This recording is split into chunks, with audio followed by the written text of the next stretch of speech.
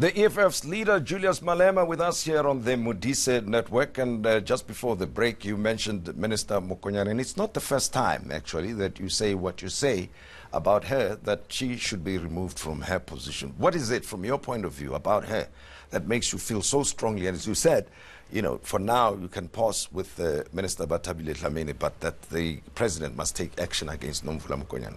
Well, we have the most painful thing for me is the Giyani project, where millions and millions were stolen, and yet our people still don't have a drop of water. And what is even more painful, a child died after the company which was given a tender to do water project in Giyani moved out of sight, did not close trenches. There were heavy rains. A child fell into trenches and died. That death, we must put it squarely in the hands of Nomvula Mokonyane, because had he executed that task professionally and honorably, that child will still be alive today. That was an emergency project. How can an emergency take years and years, and today nothing has been received?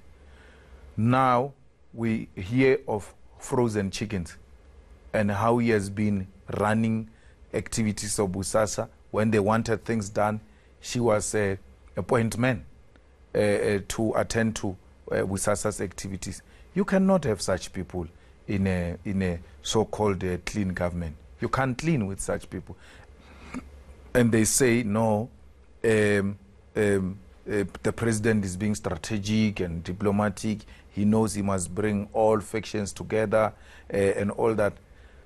That's an absolute nonsense. If you're a man of principle, you lose on principle. You say, I cannot have this tax with me, and if it means me going, I would rather leave this table. And you are so prepared for what? Why can't the president stand on principle?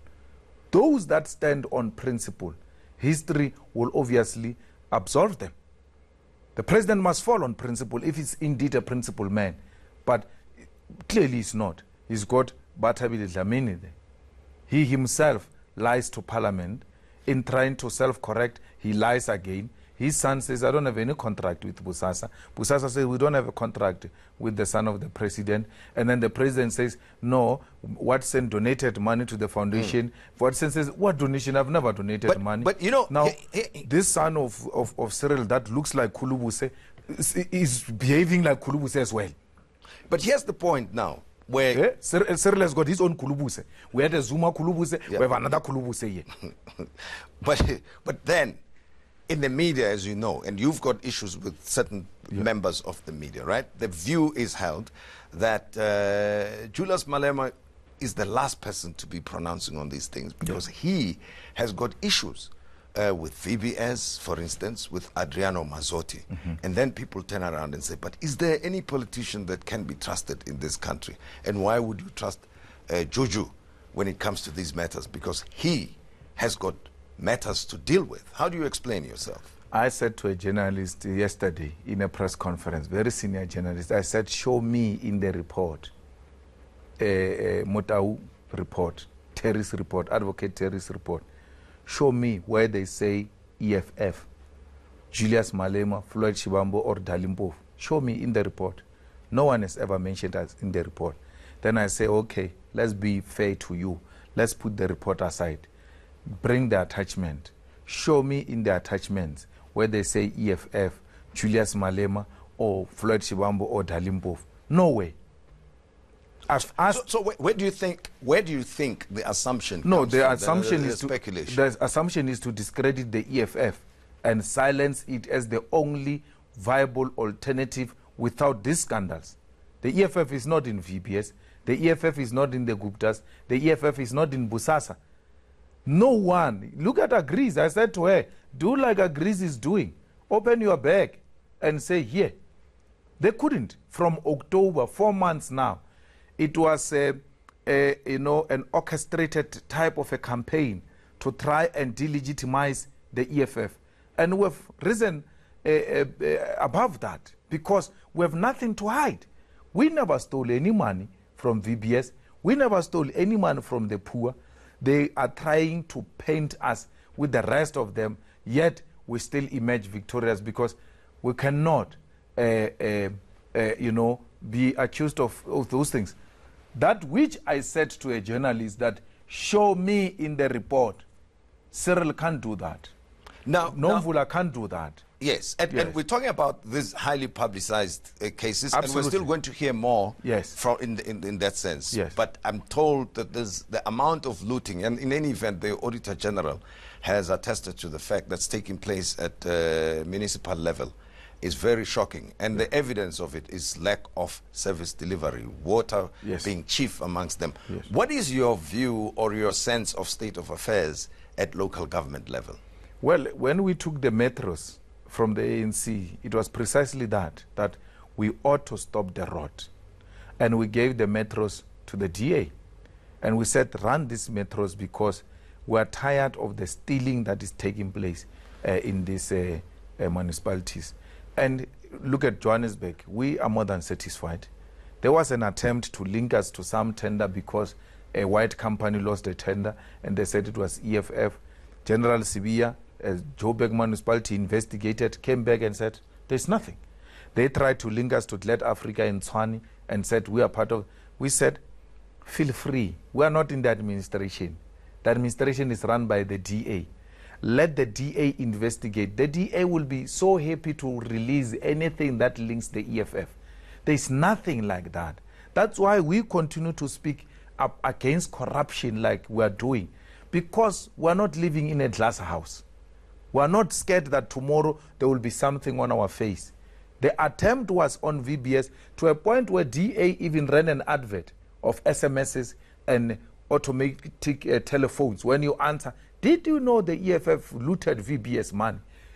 But no one can produce anything. And then Ferial Hafaji goes and writes on tweet that EFF's cousins got tenders. Does EFF have cousins?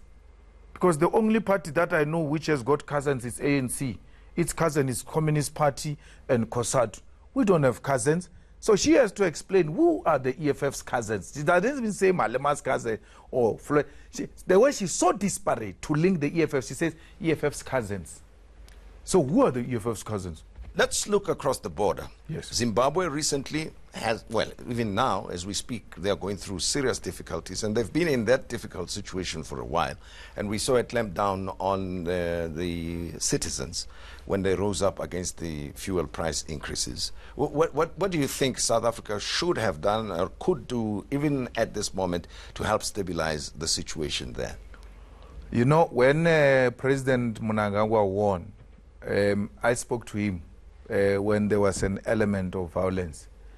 And I said, Mr. President, even if there's this attempt to undermine the outcome, whatever you do, you must act with restraint. You can't use the army. You can't use the police. It's a political situation. Please don't use violence, because we all have high hopes. We want good for Zimbabwe, because good for Zimbabwe is good for South Africa.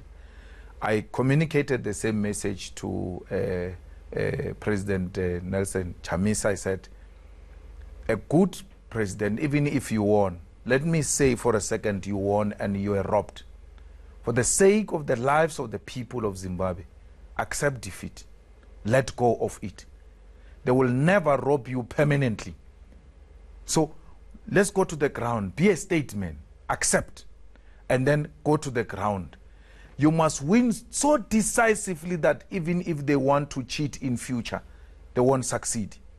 Accept it. I know for a fact that here in Gauteng in 2014, when the EFF people in Alexander said our ballot papers were dumped and banned and all sorts of things and started protesting, when Zuma sent the soldiers, his response, Zuma, was not to say, no, calm down, we'll investigate. The first thing he did was to send the soldiers. I was in Polokwane. I immediately drove to the IEC, called a press conference, accepted the results. I said, these results are fair, free and fair, and what is happening in Alexander should not happen in the name of the EFF. No one should die because I want to be a leader of South Africa. No. Even if I'm robbed, it's okay. Let it be. The people are not fools. They will see these people for who they are. We need peace in Zimbabwe. Yeah. South Africa should condemn the violent conduct of the ZANU-PF Mnangagwa government in Zimbabwe. Why do you shut down internet? Where have you seen that in this era? You cannot have a leader that is threatened by social media. Let the people express themselves. Let me interrupt. And I will again call President Mnangagwa and express my disappointment. I've got a very good relationship with President Mnangagwa's wife, and that's how I get access to him. Let's a brief response from you. Yeah. We're running short of time, and it's just a week before the 2nd of Feb, so you'll be addressing supporters and appealing to brother South Africans to support you. But you have an image problem as EFF compared to Venezuela, which is experiencing its own problems.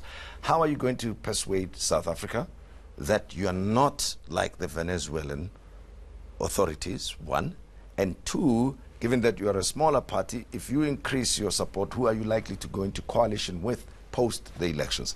Brief responses to both questions. Well, we'll never be like Venezuela. Maybe we'll be like China. We will grow our economy like China. Why do people like comparing us with what they think it's a failed policy? But the same policy we subscribe to, it's a policy the Chinese are using, and therefore it's working in China. None of the companies that are existing in South Africa and existing in China have disinvested in China because of this policy we are advocating for. So that story of Venezuela is neither here nor there. When you've got an international policy, you look at it and say, what is applicable in South Africa? There are certain things which may not be applicable in South Africa. So it is not just a uniform that you must all walk alike and dance alike. No, there are certain things that will require South African characteristics. And I can imagine that you will provide more detail. And we'll deal with that when we provide the manifesto. And my second question. Then we will go with a party that will give our people the land. We want a party that says, let's expropriate the land without compensation. We cannot postpone that. But Tim, since you have a problem of time, I also wish to send my condolences to Oliver Mutuguzi's family. It was indeed a serious loss, a painful loss, a terrible loss, because his music has comforted us when we needed it the most. And we hope the Zimbabweans will use his music to be comforted, especially that he passes on when they are confronted with difficult challenges. May his soul rest in perfect peace. Thank you very much for having been our guest. Thank you. And we appreciate it. And of course, as we say, he will be appearing, Julius Malema, that is, 2nd of February, unveiling the EFF's manifesto. So he'll provide more detail. And there's a lot to talk about, as always. And after the break, we take a look at the NPA inquiry into the fitness to hold office of 2 senior officials. Don't go away.